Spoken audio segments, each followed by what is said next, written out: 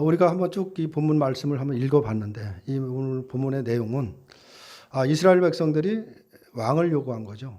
우리도 다른 나라들과처럼 왕이 있어야 되겠다라고 하면서 사무엘에게 와서 왕을 요구하자 하나님은 사무엘을 통해서 왕의 정치가 왕의 체제가 됐을 때 그 상황에 어떤 결과가 초래할 것인가를 미리 말씀하라 그래서 사무엘이 하나님의 말씀을 지금 대원해서 지금 말씀을 하셨습니다. 너희들이 나중에 되어질 일들에서 이렇게 이런 일이 되어질 것이다 라고 이렇게 말을 하는데 이스라엘 백성들은 고집을 부리고 있는 것이죠. 우리는 왕이 있어야 되겠다라는 그런 고집을 부리는 것이 오늘 본문의 내용인데 이 말씀을 통해서 사실 그렇죠. 오늘 이스라엘 백성들이 우리들의 모습이 아닌가를 깨닫게 하는 말씀인 것입니다. 우리가 하나님의 말씀을 듣는데 사실 하나님의 말씀은 외면한 채 내 뜻을 주장하고 살아가는 것이 사실 오늘날 우리들의 성도들의 모습이 아닌지를 한번 깨닫게 하는 본문의 말씀입니다. 그래서 오늘 이 이스라엘의 고집, 그것이 결국 나의 고집이 아닌지 한번 돌아보시는 그런 시간이 한번 되시기를 바랍니다. 우리 예수를 믿는 성도가 하나님의 말씀을 대할 때 너무 쉽게 대하는 경향이 있습니다. 사실 하나님의 말씀을 대할 때는 하나님의 말씀에 대해 진지한 마음을 가질 필요가 반드시 있는 것입니다.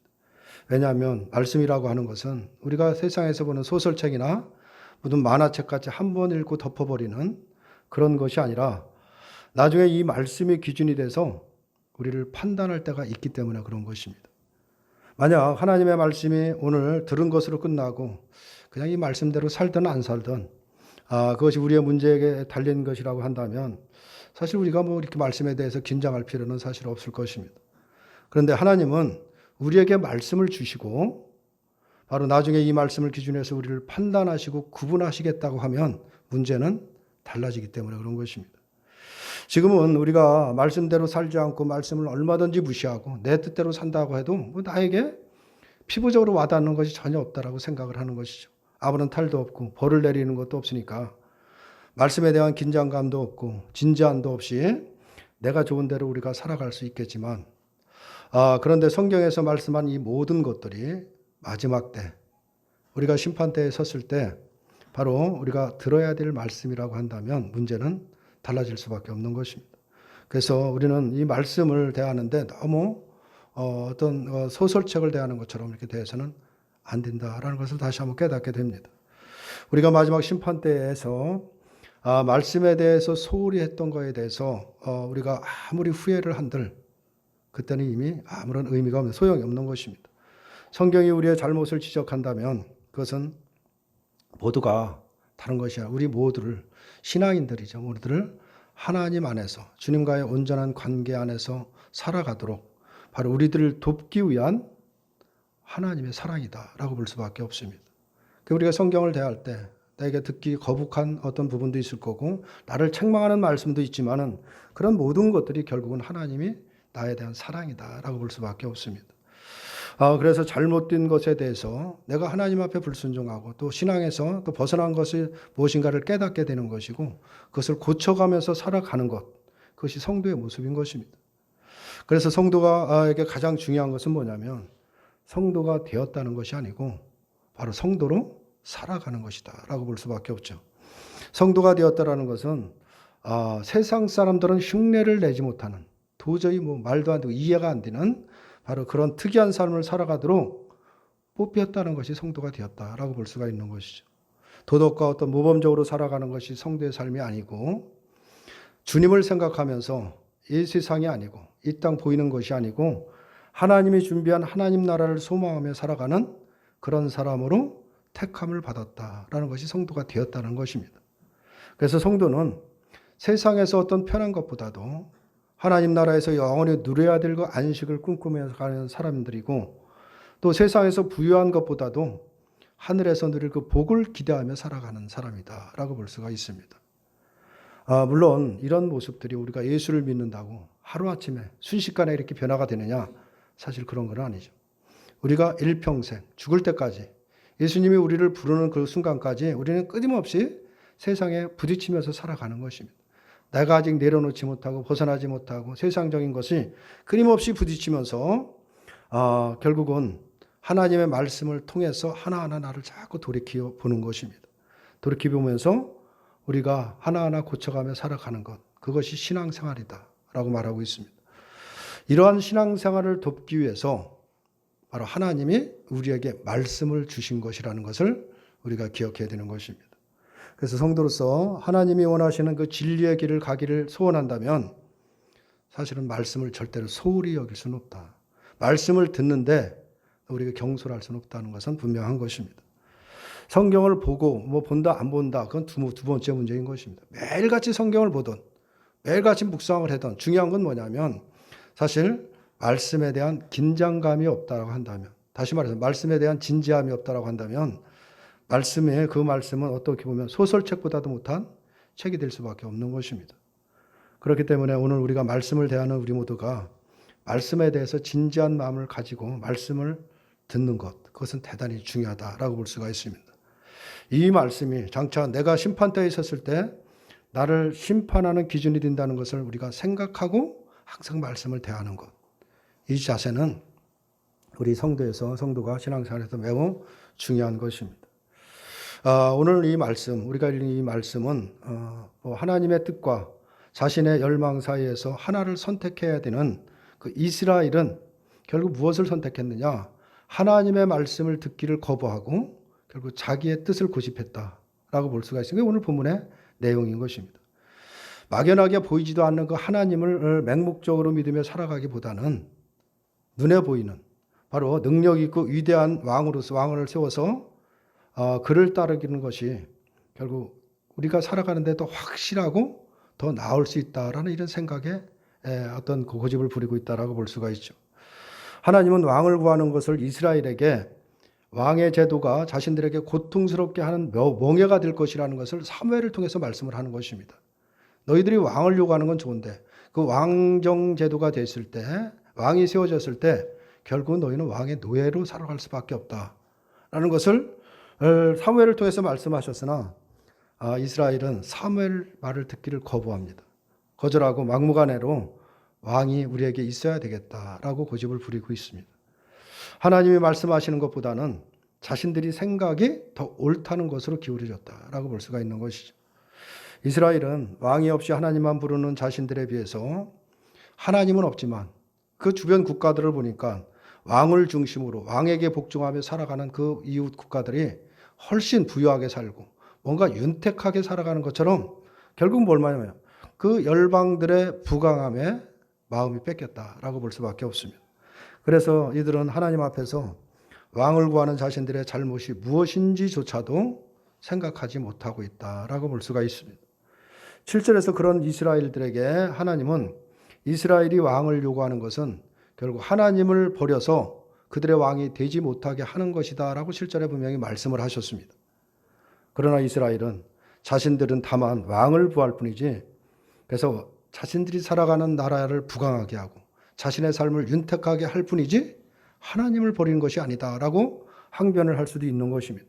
그러나 하나님이 보실 때는 그것이 곧 하나님을 버리는 것이다 라고 말씀을 하고 있습니다. 만약 왕을 구했던 이스라엘이 하나님의 심판대에 만약에 섰을 때, 그리고 그들이 하나님을 버렸다는 것에 심판을 받는다라고 했을 때 그들이 무슨 항변을 하겠느냐? 물론 이스라엘이 우리는 왕을 구했을 뿐이지 하나님을 버린 것이 아닙니다라고 그들이 끊임없이 항변을 할지라도 결국 과연 그것이 정당한 것으로 받아들일 수 있겠느냐라는 것입니다. 하나님의 말씀과 뜻 앞에서 우리의 생각은 결코 정당한 것이 아니라는 사실을 우리가 기억해야 됩니다. 아무리 내가 생각할 때 이것이 결코 틀린 것이 아니고 정당한 것이고 옳은 것이라고 주장을 해도 하나님이 그것이 틀렸다라고 하면 그건 틀린 것에 불과한 것입니다. 아무리 국가를 발전시키기 위해서 또 삶의 모든 국민들의 생활 수준을 높이기 위해서 왕을 구하는 것이 아무리 정당하다고 여긴다고 해도 하나님은 분명히 이것이 잘못된 것이라고 말씀을 하셨습니다. 그렇다면 그 모든 것은 잘못된 것이 분명한 것입니다. 물론 왜 그것이 잘못되었는가라는 것을 그 이유를 아는 것이 대단히 중요한 것이죠. 그러나 그보다 더 중요한 것은 뭐냐면 내가 생각할 때 옳기 때문에 무조건 옳은 것이라고 고집하는 이 태도를 버리는 것입니다. 그것이 가장 중요하다는 것이죠. 그것은 그 내 고집을 부리고 내 뜻대로 살아가는 건 결국 말씀을 넘어서는 것에 지나지 않기 때문에 그런 것입니다. 하나님께서 자기 백성에게 말씀을 남겨놓으신 것은 왜 말씀을 주셨느냐? 그건 분명한 이유가 있는 것입니다. 장차 바로 세상을 말씀을 기준해서 심판하실 것이기 때문에 그 말씀을 남겨놓으신 것입니다. 하나님은 보이지 않지만 하나님의 말씀은 분명히 우리들에게 주어져 있습니다. 그 말씀이 온전히 그 말씀에 복종하는 그가 바로 하나님께 복종하는 자로 바로 인정을 받게 된다라고 말씀을 하고 있는 것입니다. 그러므로 이 목사의 역할, 우리가 특별히 교회에서 목사의 역할이라는 것은 하나님의 말씀을 있는 그대로 전달하는 데 있는 것입니다. 거기에 더 보태지도 말고 더해지도 말고 왜곡시키고 만약에 그 말씀을 왜곡시켜 전달한다고 한다면 우리의 성도들의 삶에 그 무엇이 잘못되어 있는지를 깨닫지 못할 수밖에 없는 것입니다. 그리고 스스로 하나님을 믿는다라고는 하나 하나님 편에서 볼 때는 전혀 하나님과 상관없는 자로 살아갈 수밖에 없는 그런 위험에 빠뜨릴 수가 있다라는 것을 심각하게 사실 우리 그 목사들도 생각을 해야 되는 것입니다. 그러므로 목사는 성도들이 좋아하든 싫어하든 듣기를 좋아하든 싫어하든 그거와는 상관없이 말씀을 있는 대로 그대로 전하는 것이 목사로서 해야 될 최대의 봉사이고 사랑이다라고 볼 수가 있는 것입니다. 말씀을 자기 편의대로 왜곡을 시킨다면 결국은 양떼를 다른 길로 수렁터렁이로 빨아들이는 것과 다름이 없다는 것이죠. 이스라엘은 다시 말하면 왕, 곧 자신들을 다스리고 이끌어갈 지도자를 지금 원하는 것입니다. 우리 상식으로 생각하면 그 이스라엘이 요구하는 것은 분명 그렇게 큰 잘못이 아닌 것처럼 여기는 것은 분명합니다. 당연히 요구할 수 있는 것이고 그렇게 하는 것이 그 백성의 뜻이라고 한다면 당연히 뭐 그것이 그렇게 세워져야 되는 것이 당연하지 않느냐라고 대부분이 생각을 하지만은 하나님은 분명히 말씀을 하셨습니다. 왕을 구하는 것은 하나님을 버리는 것이라고 분명히 말씀을 하셨기 때문에 그것은 대단히 잘못된 생각이라는 것을 반드시 기억해야 되는 것이고 그것을 잊어서는 안 되는 것입니다. 다시 말해서 우리가 늘 생각할 때 우리 신앙생활 이것쯤이야. 또 이것은 내가 생각할 때 정당한 것이고 바른 것이기 때문에 뭐 이거에 하나님의 뜻에 반한 것이 없고 분명히 이것은 옳은 것이다 라고 생각하는 것들이 사실 많이 있습니다. 이것쯤이 하고 대수롭지 않게 생각하고 지나가는 것들이 하나님이 보실 때에는 하나님을 배척하고 거절하는 심각한 죄악이 될 수 있다라는 사실도 우리가 늘 조심해야 되는 것입니다. 오늘 본문의 19절과 20절을 보면 이렇게 말씀을 하고 있습니다. 백성이 사무엘을 말 듣기를 거절하여 이르되 아니로소이다. 우리도 우리 왕이 있어야 하리니 우리도 다른 나라들과 같이 되어 우리의 왕이 우리를 다스리며 우리 앞에 나아가서 우리의 싸움을 싸워야 할 것이니이다 하는지라 라고 말하고 있죠. 그들이 왕을 구하는 이유에 대해서 지금 설명을 하고 있습니다. 근데 사무엘의 말은 바로 사무엘을 자신의 뜻을 말하고 있는 것이 아닌 것입니다. 자신의 생각을 지금 백성들에게 말하는 것이 아니라 하나님의 말씀을 그대로 전달하고 있는 것입니다. 그런데 이스라엘은 그 말을 듣기를 거절했다는 것이죠. 만약 이스라엘이 특별히 그 사무엘이 한 말이 하나님께서 사무엘을 통해서 하지 않고 하나님께서 직접적으로 무슨 뭐 하늘에서 우레와 같은 음성으로 그들에게 말씀을 하셨다라고 한다면 과연 그들의 반응은 어떻겠느냐라는 것이죠. 그것을 뭐 사무엘을 통해서 말하는 것이 아니라 하나님 직접 정말 우레와 같은 그 진동하는 소리로 하늘에서 말씀하셨다면 과연 그들의 마음은 어떻겠느냐. 아니 우리들은 어떻겠느냐라는 것이죠. 우리들이 이 말씀이 하늘에서 직접 그냥 하나님이 직접 말씀하시는 말씀이라고 한다면 과연 그 말씀을 우리가 어떤 자세로 대할 거냐라는 것입니다. 우리는 사실 이 성경이라는 하나님의 이 말씀을 그냥 하나 책에 쓰여져 있기 때문에 하나님의 말씀이라고는 우리가 인정을 하지만 책에 지나지 않는 것이기에 그냥 소홀하고 가볍게 여기는 것이 혹시 없는지 우리가 생각해 봐야 되는 것입니다. 이까짓 것 좀 뭐 이 정도 어긴다라 해서 무슨 대수가 되겠느냐 그런 마음이 또 우리들에게 있지 않느냐라는 것이죠. 만약 그런 마음이 조금이라도 있다면 그것은 대단히 큰 실수를 하는 것이라는 것을 우리가 인식해야 되는 것입니다.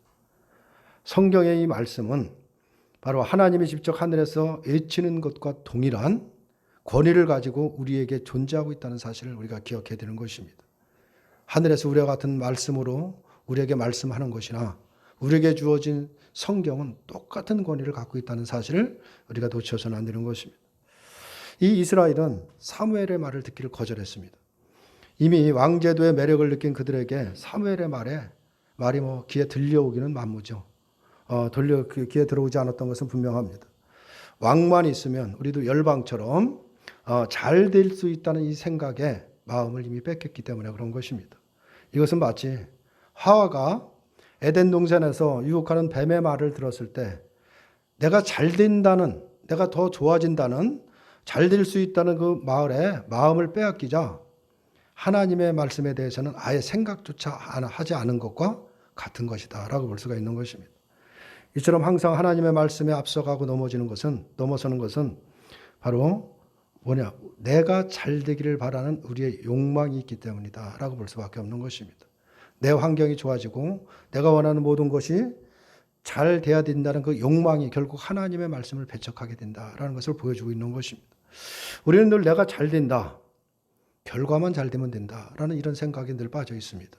과정이 어떻게 됐든 내가 성공만 하면 그것이 하나님이 원하시고 하나님이 영광 받는 것이 아니냐 하면서 모든 것을 정당화하려고 하는 어리석음에 있는 것이죠.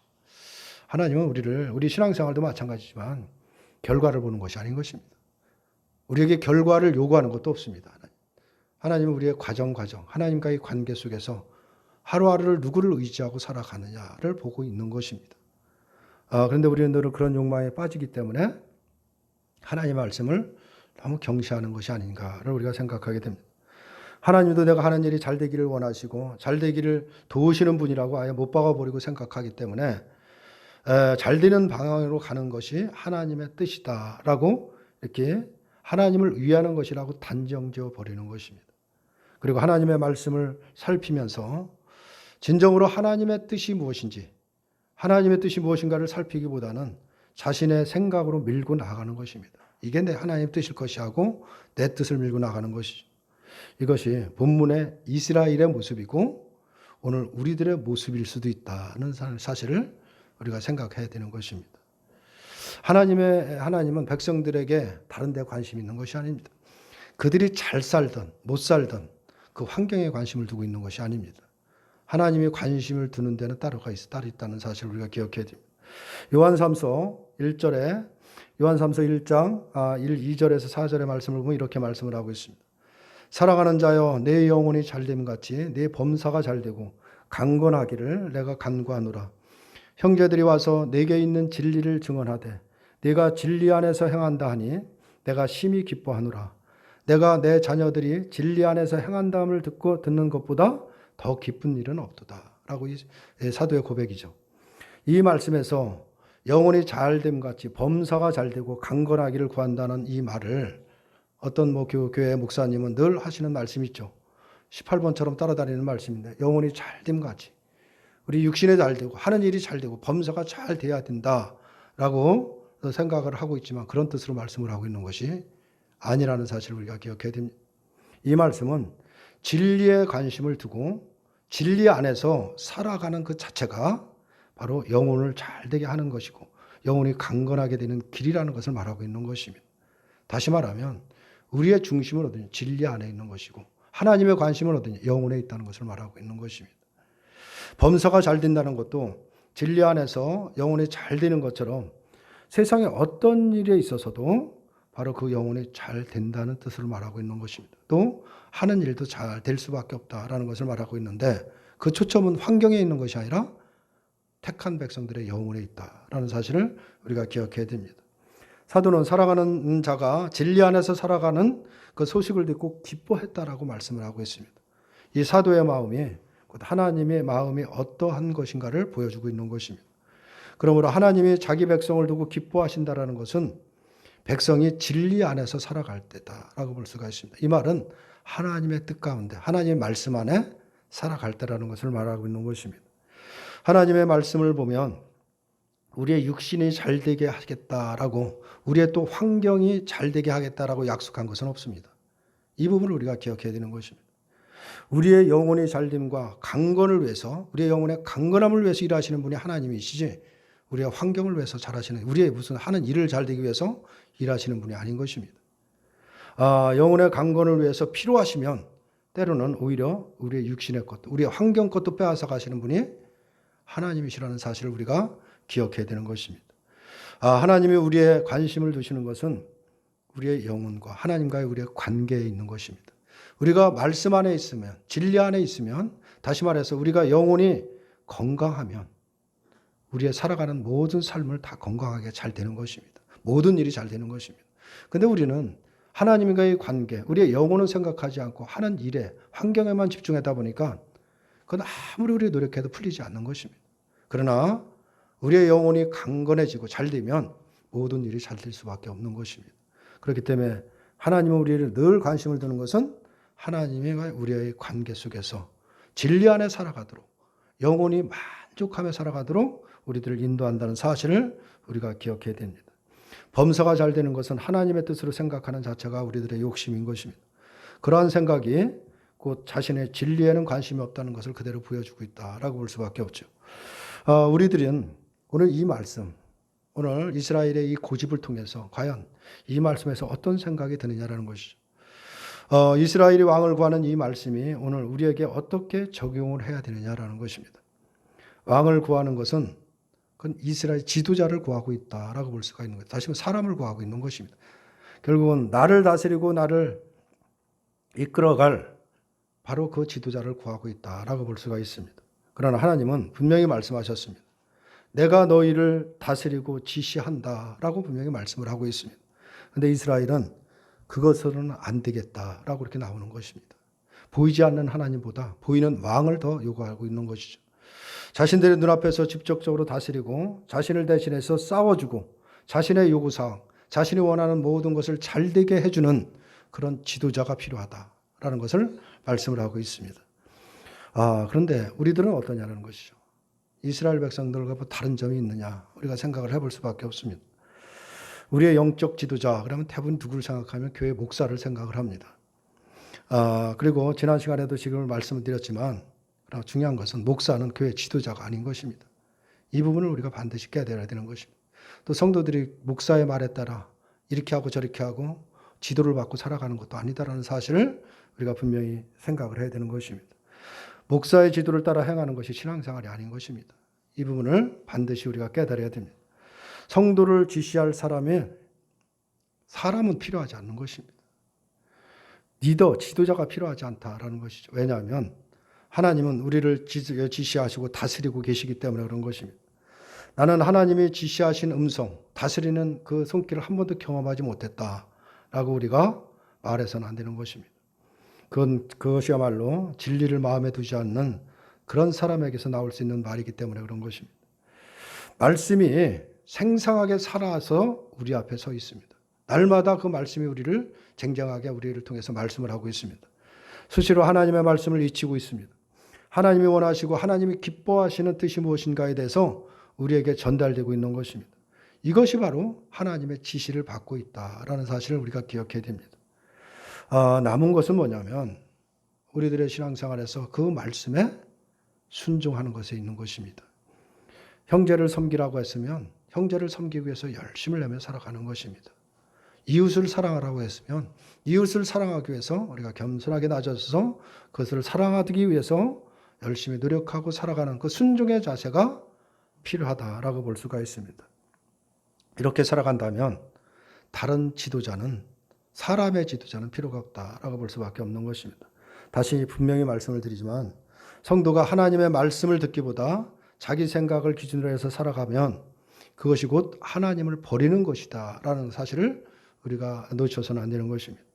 아무리 우리 스스로 나는 하나님을 섬긴다라고 이신다라고 해도 하나님 편에서 그것을 인정하지 않으신다라는 것을 잊어서는 안 되는 것입니다. 이러한 사실을 성경에서는 우리가 얼마든지 확인할 수가 있습니다. 가까이 우리 이스라엘을 보면 금방 알 수가 있죠. 그들이 얼마나 열심을 냅니까? 제사를 지내고 동물을 바쳐 지내고 그 철저하게 율법대로 살아가며 하나님을 섬긴다라고 했지만 하나님은 그것을 인정하지 않았습니다. 이 부분을 우리가 생각해야 되는 것입니다. 무엇을 하느냐가 중요한 것이 아니라 하나님의 뜻대로 하는 것이 중요한 것입니다.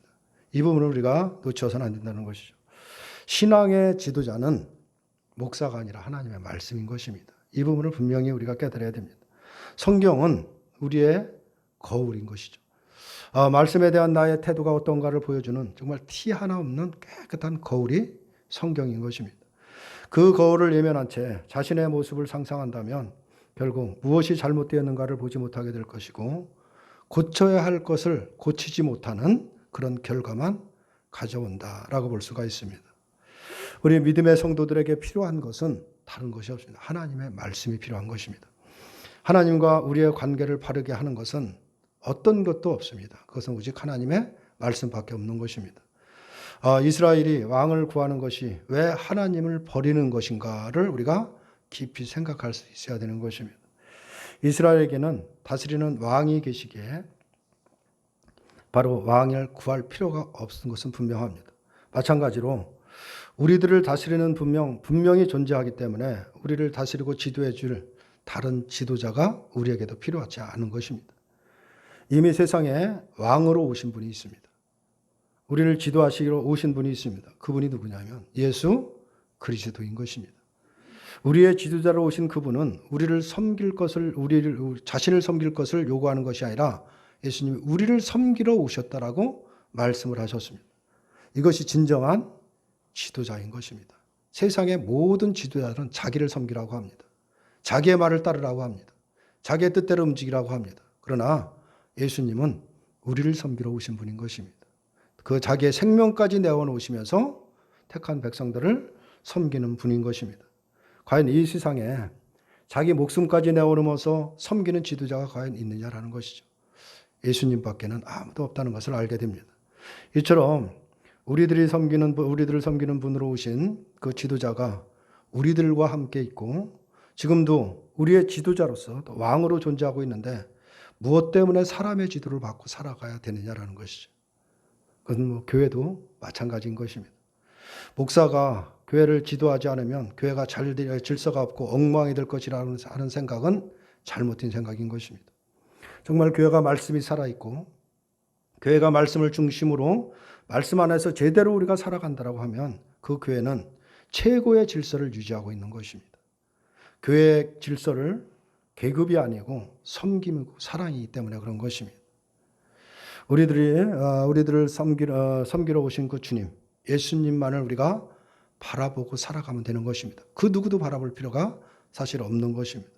그 주님의 지시를 받고 살아갈 때 진정으로 그 영혼은 주 안에서 만족을 누리며 살아갈 수가 있는 것입니다. 그러면 그들이 하는 모든 일은 잘 될 수밖에 없는 것입니다. 영혼이 잘 되고 범사가 잘 되고 영혼이 강건하게 되는 것이 분명한 것입니다. 이 분명한 사실을 우리가 놓치고 여전히 내 고집을 부리고 내 뜻이 하나님의 뜻인 양 착각하며 살아가는 것이 아닌지 우리가 오늘 본문을 통해서 깨닫게 되는 것입니다. 우리는 우리의 왕이신 예수 그리스도를 섬기며 그분의 뜻을 따라 우리가 하루하루 살아간다면 우리의 영혼이 강건해질 뿐만 아니라 우리의 사는 모든 일도 잘 될 수 있다는 그 사실을 반드시 믿으시기를 바랍니다. 그리고 그러한 삶을 우리 모두가 살아가시기를 바랍니다. 기도하겠습니다.